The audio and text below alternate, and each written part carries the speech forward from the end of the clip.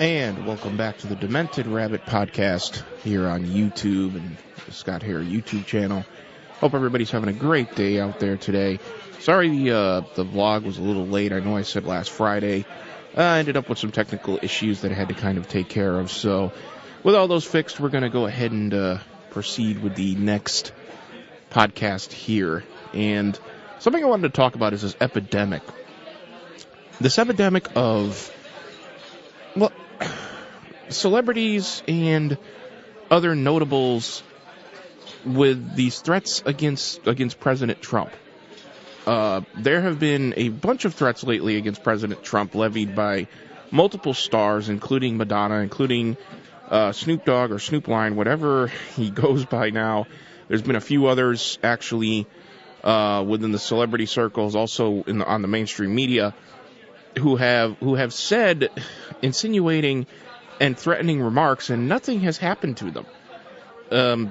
If you're wondering, the code, the U.S. code that actually pertains to threats against the president and successors is 18 U.S. Code 871, and there is actually a pretty nasty little penalty. You can be fined heavily, and there could also be an imprisonment for not more than 5 years, or you could get both.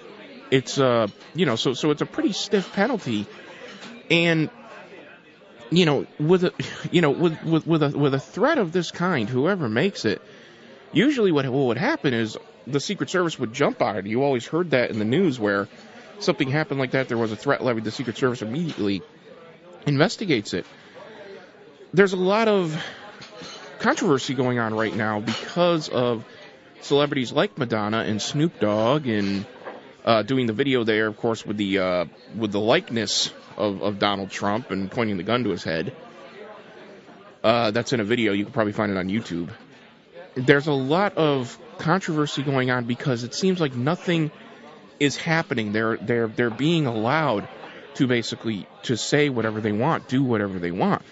And I realize there is the First Amendment. You do have free speech, but there's a point where I don't want to say that the First Amendment should be infringed upon, because I don't believe that at all.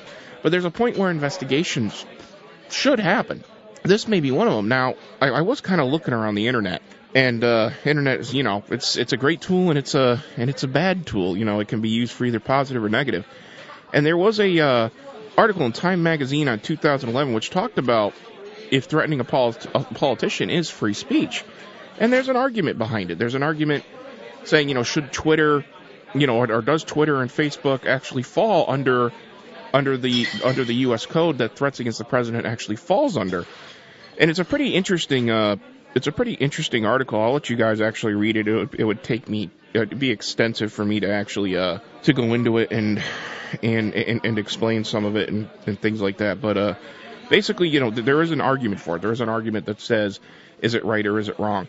Even if it's under the First Amendment and it's protected under the First Amendment right, which technically it is. I mean, we have the right to pretty much say whatever we want to, offer our opinion to whoever we want to. There is kind of a double standard being shown here, and I'll give you an example of it.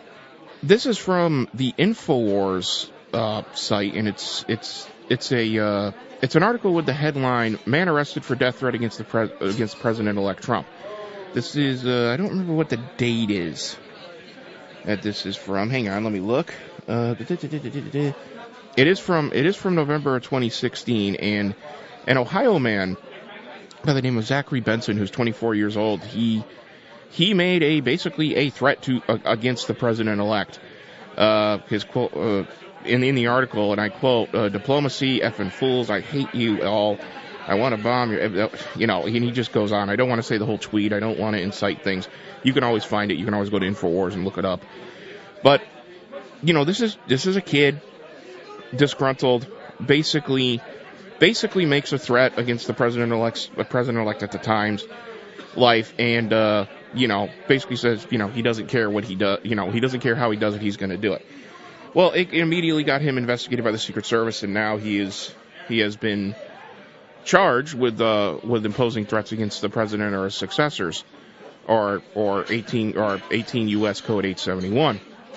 Now, Madonna in a sense, almost did the same thing in an article from, I believe this was from The Sun, which is a UK newspaper. It's let's see, from January 23rd. She was at a rally. She was at a rally in Washington where she basically, in a sense, did the same kind of thing. And I'll be able to read it to you here if I can get the papers. You can hear me kind of rustling through the papers here. She basically said, and I quote, "Yes, I'm angry, I'm outraged. Yes, I have thought an awful lot about blowing up the White House," Madonna said. "But I know this won't change anything. We cannot fall into despair." And she continued to basically go on this tirade where she was using the F word a lot, and just, F this, F that, and, seemed that, and said she used the words angry and outraged during that speech. Now, what's the difference between... Now, understand this. What is the difference between Mr. Benson and Madonna? Mr. Benson, probably just out of college, I think. I don't know his background. Probably just out of college, nobody. He gets charged. He's probably looking at 5 years in prison. Madonna, to this point, has got nothing. Now, Madonna, right now, is being investigated. I believe she is right now being investigated, or the investigation has happened, where all of a sudden, now that she heard that she is being investigated, all of a sudden now, it was just a metaphor. It was just a metaphor.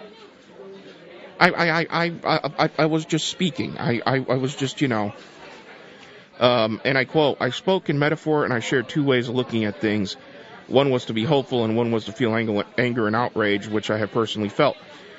What makes these two different? What makes her different than Mr. Benson? Is it the fact that Mr. Benson is kind of a nobody from Ohio and Madonna is, well, Madonna? Social influence has a big thing in this, and this is where the First Amendment thing comes up in that article that I told you about in the beginning of the podcast. Social influence has a lot to do with this. Madonna, or Mr. Benson, made a remark on Twitter. Who knows how many people are following him? Madonna made this remark at a Washington rally, anti-Trump rally, with who knows how many people there and who knows how many people watching. Yet nothing happens to her, and he's looking at 5 years. Where is the fairness in this? Maybe you guys look it up. You guys tell me. Leave me a message at hairraiser. hairraiser@mail.com.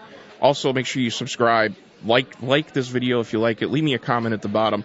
Also, the website is up, hairraiser.weebly.com. And I will talk to you guys later at the Demented Rabbit Saloon.